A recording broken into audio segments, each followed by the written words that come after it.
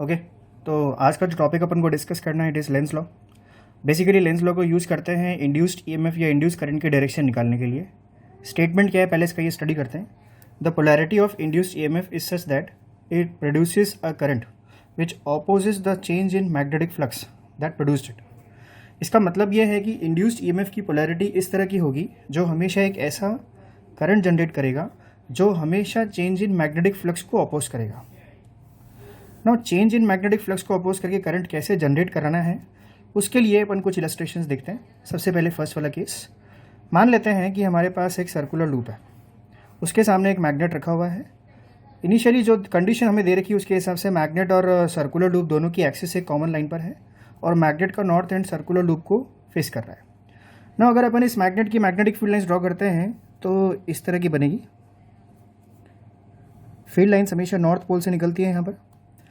अब अगर आप देखो तो मैग्नेट की फील्ड लाइंस अगर लूप की एरिया को कट कर रही है दैट मीन्स इस एरिया से एक मैग्नेटिक फ्लक्स लिंक हो गया है। बट क्योंकि अपना मैग्नेट स्टेशनरी रखा हुआ है the magnetic flux through the area of the loop is constant, it's not changing.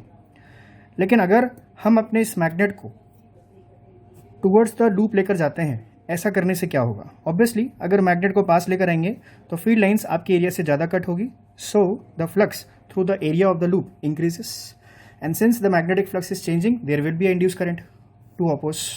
ठीक है, अब यहाँ पर एक इंड्यूस करंट अगर होगा तो उसका सेंस कैसा होना चाहिए? हमें हमेशा चेंज इन फ्लक्स को अपोज करना है और हमारा फ्लक्स चेंज इस तरह का है कि मैग्नेट के पास आने से हमेशा फ्लक्स की जो वैल्यू है वो इंक्रीज़ हो रही है। अब अगर फ्लक्स यहाँ इंक्रीज़ हो रहा है तो उसे डिक्रीज़ करना पड़ेगा। डिक्रीज़ करने के लिए अप्रोच ये है कि जो मैग्नेटिक फील्ड इधर इस फ्लक्स के लिए रिस्पॉन्सिबल है उसका डायरेक्शन इस तरह का दे रखा है। ठीक है, तो हमें एक और मैग्नेटिक फील्ड लाना पड़ेगा इस डायरेक्शन में जो इस फ्लक्स चेंज को क्या करे, कम करे। बिकॉज अगर ऑलरेडी एक मैग्नेटिक फील्ड इस डायरेक्शन में प्रेजेंट है और एक और मैग्नेटिक फील्ड हम इस डायरेक्शन में ले आते हैं, इससे यहाँ का नेट मैग्नेटिक फील्ड कम हो जाएगा और जो फ्लक्स लिंकेज होगा वो भी कम हो जाएगा। तो हमें जो मैग्नेटिक फील्ड एक्चुअली यहाँ पर लेकर आना है वो इस डायरेक्शन में लेकर आना है और इस डायरेक्शन में मैग्नेटिक फील्ड लाने के लिए जो डायरेक्शन ऑफ करंट आपको चाहिए होगा वो इस तरह का चाहिए होगा, that is anti clockwise current is required. तभी इस तरह का डायरेक्शन ऑफ मैग्नेटिक फील्ड आ पाएगा और हमारे फ्लक्स चेंज को अपोज कर पाएगा। So in this case direction of current कैसा होना चाहिए? इस तरह का होना चाहिए, क्योंकि ये जो करंट है जो अपने इस लूप में जनरेट हुआ है इसकी वजह से एक ऐसा मैग्नेटिक फील्ड जनरेट होगा जो ऑलरेडी एग्जिस्टिंग मैग्नेटिक फील्ड को अपोज करेगा। ठीक है, तो बेसिकली हमारे इस लूप में जो करंट का सेंस बना है इट इज एंटी क्लॉकवाइज।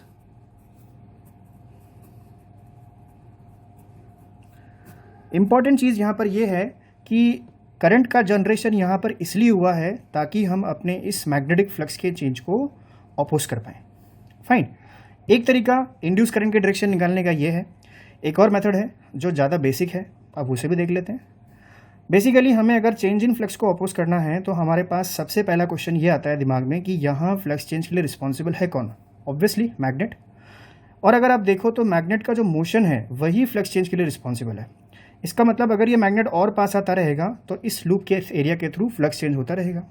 ठीक है, तो किसी तरह से मुझे इस मैग्नेट का मोशन अपोज करना पड़ेगा ताकि मेरा फ्लक्स चेंज भी अपोज हो जाए। और अगर मैग्नेट के मोशन को अपोज करना है तो अगर नॉर्थ एंड पास आ रहा है तो यहाँ पर एक नॉर्थ पोल जनरेट हो जाना चाहिए जो इस इनकमिंग नॉर्थ को क्या करेगा, रिपेल करेगा। सो हमारे हिसाब से यहाँ पर एक नॉर्थ पोल एग्जिस्ट करना चाहिए लाइक दिस। ये जो नॉर्थ पोल यहाँ इंड्यूस हुआ है ये इस इनकमिंग नॉर्थ पोल को इस डायरेक्शन में फोर्स लगा कर रिपेल करेगा और ड्यू टू रिपल्शन आपका जो फ्लक्स चेंज है वो बेसिकली अपोज होना स्टार्ट हो जाएगा। तो हमारे लूप में जो करंट इंड्यूस हुआ है उसका सेंस अगर देखें तो वो एंटी क्लॉकवाइज है और जो पोल यहाँ पर इंड्यूस हुआ है वो कैसा है, north pole.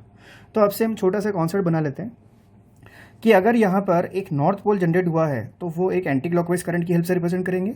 Conversely we can say कि अगर कहीं पर एंटी क्लॉकवाइज करंट जनरेट हुआ है तो वो हमेशा एक नॉर्थ पोल को रिप्रेजेंट करेगा। फाइन, अब अगर इसी कॉन्सेप्ट को अपन सेकेंड वाले केस में अप्लाई करके देखें तो मान लेते हैं कि इस केस में जो मैग्नेट है वो हम दूर लेकर आ रहे हैं।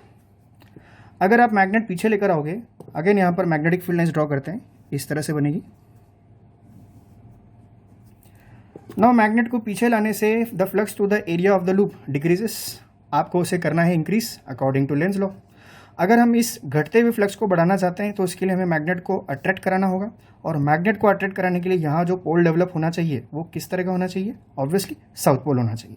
ठीक है, तो हमारे हिसाब से डेफिनेटली यहाँ पर एक साउथ पोल आ जाना चाहिए इस तरह से, और साउथ पोल आने की वजह से डेफिनेटली ये नॉर्थ इसकी तरफ अट्रैक्ट होगा और आपका जो फ्लक्स चेंज जो डिक्रीज़ हो रहा था अब वो इंक्रीज़ होना स्टार्ट हो जाएगा। ठीक है, जो रीज़न हमने यहाँ दिया था अगर उसी के हिसाब से देखिए तो यहाँ पर भी आप देख सकते हो कि अगर मैग्नेटिक फील्ड की डायरेक्शन ये है लेकिन this magnetic flux is decreasing, तो हमें इस मैग्नेटिक फ्लक्स को बढ़ाने के लिए एक और मैग्नेटिक फील्ड सेम डायरेक्शन में लाना पड़ेगा, और सेम डायरेक्शन में एक और मैग्नेटिक फील्ड लाने के लिए करंट का जो सेंस होना चाहिए वो यहाँ क्लॉकवाइज बनना चाहिए। तो अगर क्लॉकवाइज करंट लेकर आना है तो उसका जो सेंस बनेगा अगर अपन देखें तो वो कुछ इस तरह का बनेगा, क्लॉकवाइज करंट। ठीक है, तो हमने ये दोनों केसेस दोनों कॉन्सेप्ट की हेल्प से डिस्कस कर लिए, और दोनों कॉन्सेप्ट से मिलाकर हमारे पास फाइनली एक जो टर्म डिड्यूस होती है वो ये है कि अगर कहीं पर भी नॉर्थ पोल इंड्यूस हुआ है that represents anti clockwise current, और कहीं पर भी अगर साउथ पोल इंड्यूस हुआ है तो दैट रिप्रेजेंट्स क्लॉकवाइज करंट। ठीक है, ये तो था हमारे लेंस लॉ का डिस्कशन। नाउ अब हमारे को एक चीज़ और डिस्कस करनी है कि लेंस लॉ ये कहता है कि आपको हमेशा अपने मैग्नेटिक फ्लक्स के चेंज को ऑपोज करना है। नाउ हमें इस स्टेटमेंट की वैलिडिटी प्रूव करनी है कि हमें हमेशा इस फ्लक्स के चेंज को ऑपोज ही क्यों करना होता है, मे बी ये सपोर्ट होता हो। Now to verify Lenz law हम इसके लिए एक और केस डिस्कस करते हैं। ठीक है, now we have two cases. First of all we have to discuss the Lenz law, is Lenz law in accordance with conservation of energy. तो मैं यहाँ पर दो केस डिस्कस करूँगा, एक करेक्ट केस होगा एक इनकरेक्ट केस होगा। मैं आपको पहले ही क्लियर कर देता हूँ, करेक्ट केस में हम बेसिकली लेंस लॉ को ही मानकर डायरेक्शन ऑफ इंड्यूस करंट निकालेंगे, दैट इज हमें हमेशा मैग्नेटिक फ्लक्स के चेंज को अपोज करना होता है। इनकरेक्ट केस में हम क्या करेंगे, इनकरेक्ट केस में हमारा स्टेटमेंट होगा कि हमेशा मैग्नेटिक फ्लक्स के चेंज को सपोर्ट करना होता है। ठीक है, उसके बाद दोनों केसेस को हम कंजर्वेशन ऑफ एनर्जी के हिसाब से कंपेयर कर लेंगे, और जहाँ भी एनर्जी कंजर्वेशन सेटिस्फाई हो रहा होगा वही केस हम सही बोल देंगे। ठीक है, फर्स्ट वाला केस देखते हैं। मान लेते हैं कि मेरे पास एक मैग्नेट है और ये आपके मैग्नेट की इनिशियल पोजीशन है।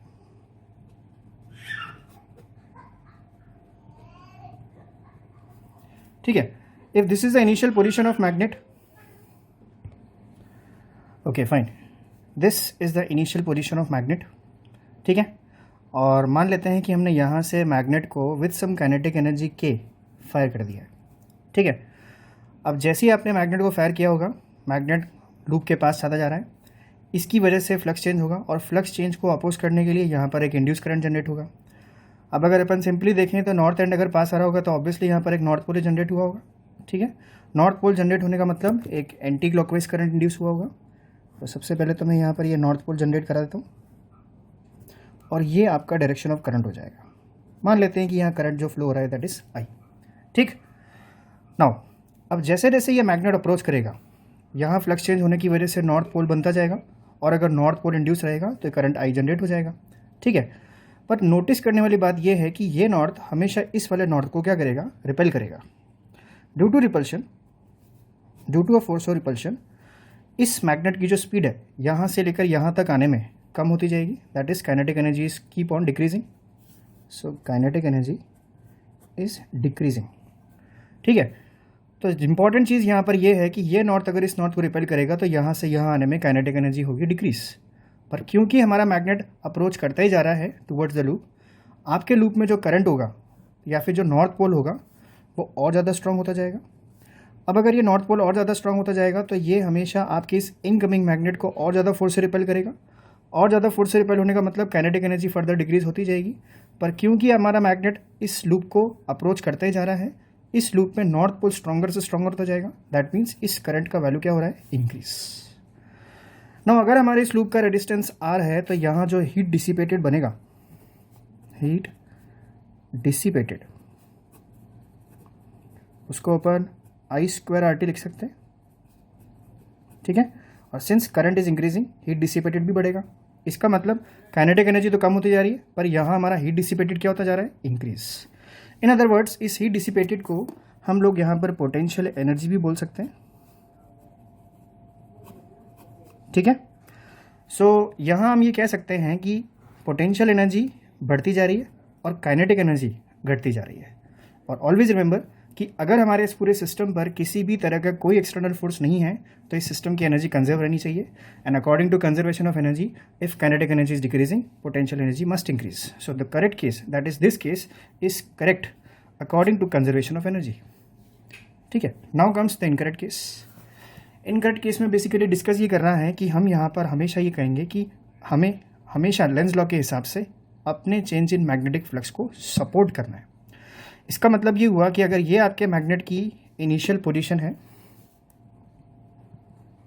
और इस इनिशियल पोजीशन से अगर हमने अपना magnet towards the coil fire कर दिया है इस डायरेक्शन में विद सम काइनेटिक एनर्जी के, तो जैसे जैसे मैग्नेट अप्रोच करेगा लूप के थ्रू फ्लक्स की वैल्यू बढ़ती जाएगी और फ्लक्स बढ़ता रहेगा और हमें इस फ्लक्स चेंज को सपोर्ट करना है. तो इसका मतलब जो इनकमिंग मैग्नेट है उसे और पास लाना होगा, और पास लाने के लिए यहाँ जो पोल अब की बार इंड्यूस होना चाहिए वो कौन सा हो जाएगा? South pole.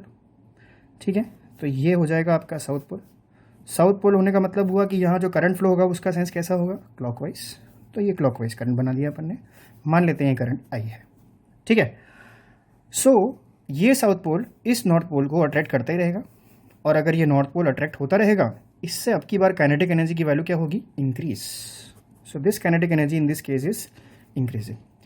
बट जैसे जैसे मैग्नेट इंक्रीजिंग काइनेटिक एनर्जी से लूप की तरफ पहुंचता जाएगा, लूप में प्रेजेंट ये साउथ पोल और ज़्यादा स्ट्रांग होता जाएगा, और अगर लूप में प्रेजेंट ये साउथ पोल और ज़्यादा स्ट्रांग होता जाएगा तो ये साउथ पोल आपके इस मैग्नेट को और ज़्यादा फोर्स से अट्रैक्ट करेगा, और ज़्यादा फोर्स से अट्रैक्ट होने की वजह से इस मैग्नेट की काइनेटिक एनर्जी और बढ़ना शुरू हो जाएगी. That means kinetic energy is increasing. इसका मतलब हमारे इस मैग्नेट का मोशन कैसा होगा? एक्सेलरेटेड.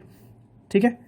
पर जैसे जैसे मैग्नेट हमारे इस लूप को और अप्रोच करता जाएगा वैसे वैसे इस करंट का वैल्यू भी बढ़ता जाएगा. That is South Pole keep on increasing या keep on becoming stronger and stronger.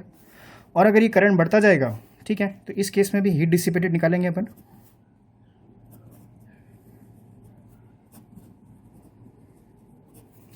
Heat dissipated होगा आपका I²RT. In this case, current is increasing. Obviously, heat dissipated is increasing. In other words, we can say that potential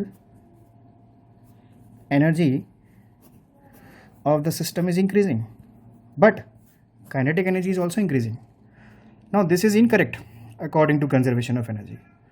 That is, अगर हमारे पास कोई system है जिस पर कोई external work नहीं हो रहा है तो उस सिस्टम में काइनेटिक एनर्जी और पोटेंशियल एनर्जी बढ़ नहीं सकते हैं, क्योंकि कंजर्वेशन ऑफ एनर्जी ये कहता है कि एक एनर्जी के एक्सपेंस पर ही दूसरा एनर्जी चेंज होता है. तो अगर एक घटेगा तो दूसरा बढ़ेगा, दोनों साइमल्टेनियसली इंक्रीज या डिक्रीज नहीं हो सकते हैं. तो incorrect case is basically not valid according to conservation of energy. But correct case में ये चीज़ प्रूव हो रही है कि कंजर्वेशन ऑफ एनर्जी के हिसाब से हमें हमेशा अपने चेंज इन मैग्नेटिक फ्लक्स को ऑलवेज अपोज ही करना होता है, क्योंकि यहाँ अगर काइनेटिक एनर्जी घट रहा है तो पोटेंशियल एनर्जी बढ़ रहा है. अगर इस केस में मैग्नेट चलते चलते चलते चलते एक पोजीशन पर आकर एट रेस्ट आ जाएगा तो उस टाइम इसकी काइनेटिक एनर्जी कितनी हो जाएगी? 0. In that case we can say कि सारी की सारी काइनेटिक एनर्जी इन कन्वर्ट हो जाएगी पोटेंशियल एनर्जी की फॉर्म में. फॉर एग्जांपल, अगर हमने अपने इस मैग्नेट को 10 जूल काइनेटिक एनर्जी से फायर किया था और फाइनली मैग्नेट एट रेस्ट आ गया है, इसका मतलब आपके लूप में जो हीट डिसिपेशन हुआ है वो कितना हुआ होगा? 10 जूल्स. दैट इज सारी kinetic energy potential energy that is heat dissipated की फॉर्म में कन्वर्ट हो गई है. तो Lenz law in accordance with conservation of energy है, और ये हम इस एग्जांपल की हेल्प से प्रूव करके दिखा सकते हैं. ठीक है. Thank you.